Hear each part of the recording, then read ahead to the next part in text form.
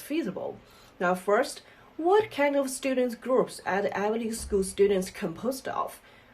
As the president of Harvard Conner spoke in public, the country suffered when the rich are ignorant and refined.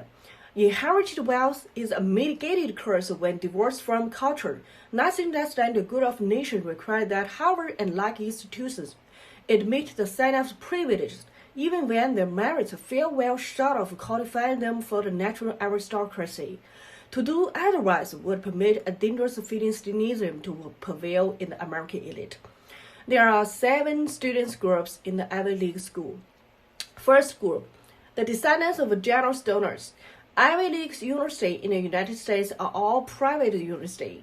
In addition to tuition and government funding, 80% of funding the top universities relies on are all from donations. In return for generous donors, Ivy League schools give preference to the children's donors, even bend their standard to accommodate rich students, not admit the best examinee. The donation, which goes through the on-campus fundraising office development cases, at least $10 million, but just to get a second glance from Ivy League like Harvard, Yale, Pennsylvania, etc. So this kind of admission is just a priority admission, not guaranteed admission, not 100% guaranteed admission. Keep in mind that any university receiving a donation will just say the donation will not have an impact on admission, and most say a priority admission or preference admission. Once a Chinese parent himself directly donated $20 million to Stanford through a development case, his child will still not admitted. If you just donate $3 million, that it doesn't work at all. But if the donation is made through a trusted intermediary, the target university will tell the truth privately with the intermediary, which the target university has been cooperating with for many years. And then the intermediary will donate to the target university, and the intermediary will give 100% guaranteed admission to the parents. What can really ensure the admission to the Ivy League school is the front door donation plus side door, means not only donation to the target university, but also goes through the side door, which mainly through the recommendation of admission office director or leading professors. The benefit is 100% guaranteed admission, as long as the operation process is impeccable and seamless. There will be no problem. However, it is impossible to go through the side door recommended by a member of a school board, because the member of a school board are all rich people. This kind of income of side door, they weren't interested. The quota in the member of a school board is very rarely, and they will be used for political exchange in exchange for greater interest. The second students group, Z-list. Ivy League admission office term for a little-known policy that compromises standards in the interest of alumni and donors, enabling their children to enter the American most famous university by side door. The Z-list consists of well-connected but often academically borderline applicants accepted on condition they defer enrollment until the following fall, when they occupy seats that could otherwise be given to outstanding but unhooked applicants. The third student group, generation of senior government officials, especially some senior officials who are in charge of education funding.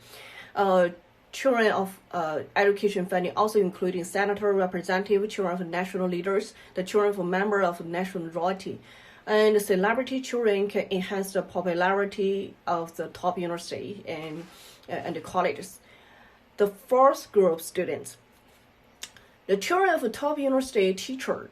Most Ivy League schools and the top 30 universities in the United States offer tuition-free admission to the teachers' children.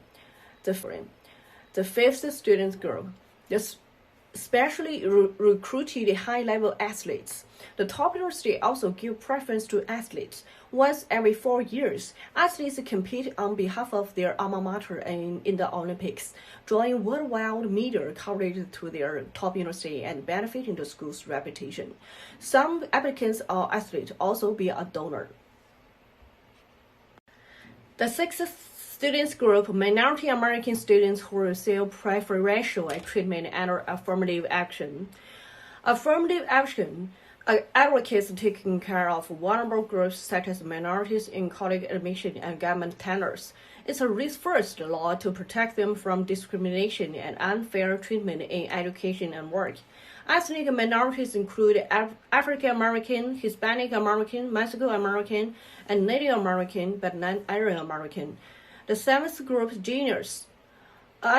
Academically successful students from poor middle-class non-donor families. Poor students have to be genius to get into Ivy League school on their own. Talent is must. What is genius? Among the 10,000 SAT high score 1,550 students, only one can be admitted to the Ivy League. And 100 students with high scores in various exams like GPA 3.8, 4 is full scores, SAT high level, SAT score 1,550 or above, or ACT 34 or above, AP 555, A level, A+, A+. 100 students with high scores in various exams, only one student with high scores can be think is a genius. As you can see, all above, about 92% of Ivy League students, the Z-list kids, alumni generations, children of donors from fundraising development cases, and special recruited athletes, ethnic minorities, whose parents have a common trait. They donate generously to Ivy League schools and never apply for financial aid to attend. Their families can easily afford tuition. There are so many excellent academic students. Their competition is very fierce. Academic performance is not only the only criterion for admission. Among 10,000 students with high scores, almost only one was admitted or even less. And as rich parents have fully realized the donation for the importance of admission into Ivy League schools, more and more parents' donation prices are increasing. More and more donation children in Ivy League. The world's famous schools like to recruit rich children.